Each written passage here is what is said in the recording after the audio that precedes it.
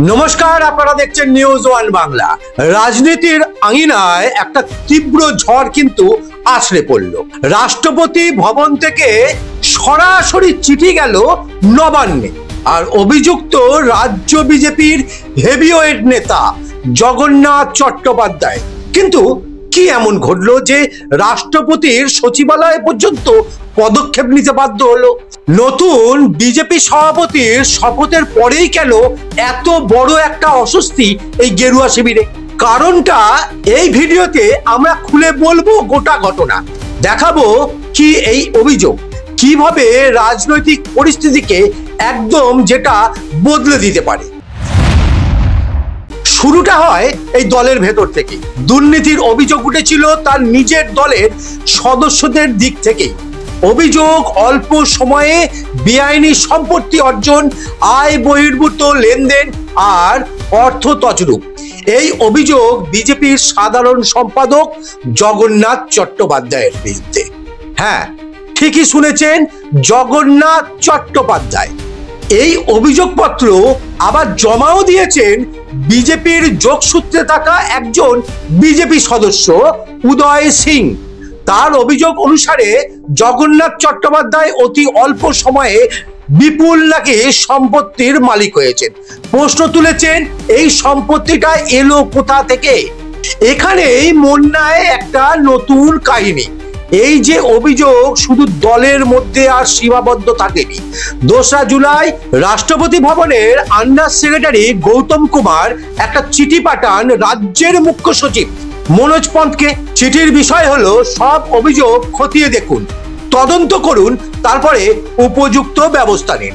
Mail পাঠানো হয়েছে কাদের কাদের কাছে জানেন? শুনলে চমকে যাবেন। সিবিআই, ইডি, আয়কর দপ্তর, লোকপাল, নির্বাচন কমিশন, এমনকি বিজেপির যে কেন্দ্রীয় নেতৃত্ব আছে তাদের কাছে। এটা কেবল একটা সাধারণ কিন্তু অভিযোগ নয়, এটা একটা স্পষ্ট বার্তা। তাই পরিচ্ছন্ন রাজনীতির দাবিতে রাষ্ট্রপতি ভবন থেকেই কিন্তু এখন একটু নড়ে চড়ে বসেছে। এর মধ্যে আর কিছুদিন বাদেই রাজ্যে আসছেন প্রধানমন্ত্রী নরেন্দ্র মোদী। তার মাস কয়েক বাদেই হয়তো নির্বাচন ঘোষণা হয়ে যাবে। তার মধ্যেই এই বিস্ফোরক চিঠি, যা নিয়ে মিডিয়ায় প্রশ্ন কিন্তু উঠতে শুরু হয়েছে। এদিকে বিজেপির যে সাধারণ সম্পাদক জগন্নাথ চট্টোপাধ্যায়, তিনি আবার বলেছেন সব মিথ্যে, তৃণমূলের চক্রান্ত, আমার 1 পয়সাও বেনামি সম্পত্তি নেই।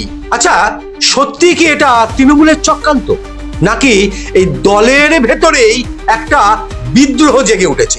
তবে প্রশ্ন কিন্তু থেকে যাচ্ছে, কারণ এই অভিযোগ তো কেবল বাইরের কেউ করছেন না, দলের লোকও বলছে এর মধ্যে একটা কিছু গড়বড় তো আছেই। তাছাড়া বিভিন্ন সংবাদ মাধ্যমে এই নিয়ে কিন্তু একটা রিপোর্ট প্রকাশিত হয়েছিল আগেই।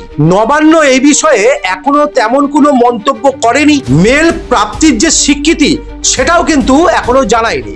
কিন্তু রাষ্ট্রপতি ভবন তো আর চুপ করে বসে নেই। স্পষ্ট নির্দেশ, তদন্ত করুন, পদক্ষেপ নিন এবং অভিযোগকারীকে জানান। এটা কি শুধুই একটা চিঠি, নাকি বিজেপির রাজনীতির অন্দরের যে গৃহযুদ্ধের তার একটা ইঙ্গিত? এটা কি আরো একটা দুর্নীতির সূচনা মাত্র?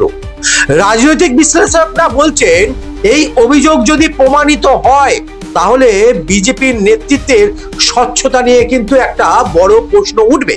আর বিরোধীরা, তারা তো ইতিমধ্যেই এই বিষয়টাকে লুফে নিয়ে রাজনৈতিক হাতিয়ার হিসাবে ব্যবহার করা শুরু করে দিয়েছে। এই মুহূর্তে বিজেপির জন্য কিন্তু একটা বড় চ্যালেঞ্জ, তা হলো নিজের ঘর সামলানো।